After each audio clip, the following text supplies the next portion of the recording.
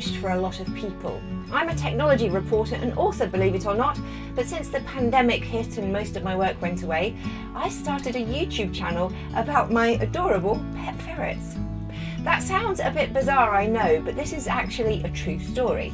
Disinformation and misinformation will also usually be stories that shock or amaze you. Perhaps they'll show someone behaving in an outrageously out of character way.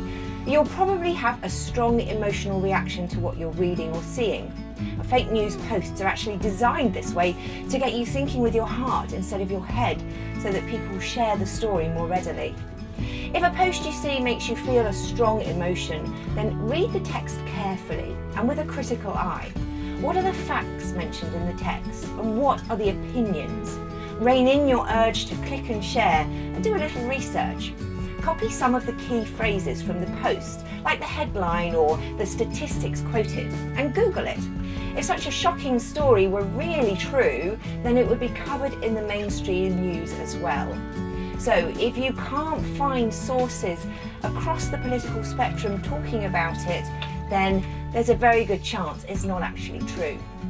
Now, if you don't manage to find that, ask the poster, the original poster, if they'd mind sharing with you a link to their source. Be really, really polite, because most people share disinformation not because they're a bad person, but because they've been tricked themselves into thinking it's real.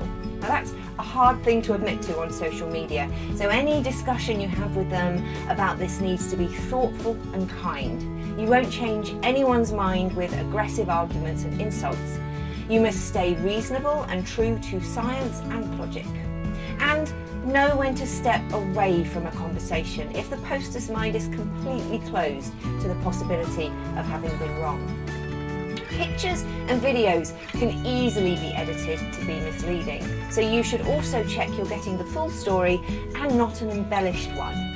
Do a reverse image search on Google by right-clicking the image and choosing Search Google for Image. This will show you where else this image has appeared on the internet, and you can compare it with the one that you're querying to see if anything's been altered.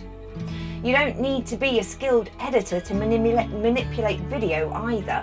For example, just showing a clip of somebody and slowing it down slightly could make them sound like they're completely drunk. So I say, generally speaking, if you see a video and you think that it might be a bit odd, then assume that it's been tampered with and do all of the research steps that I mentioned before to try and validate the story before you go ahead and repost it. I hope these short tips will help you see through the veil of disinformation to the amazing knowledge that there exists on the internet.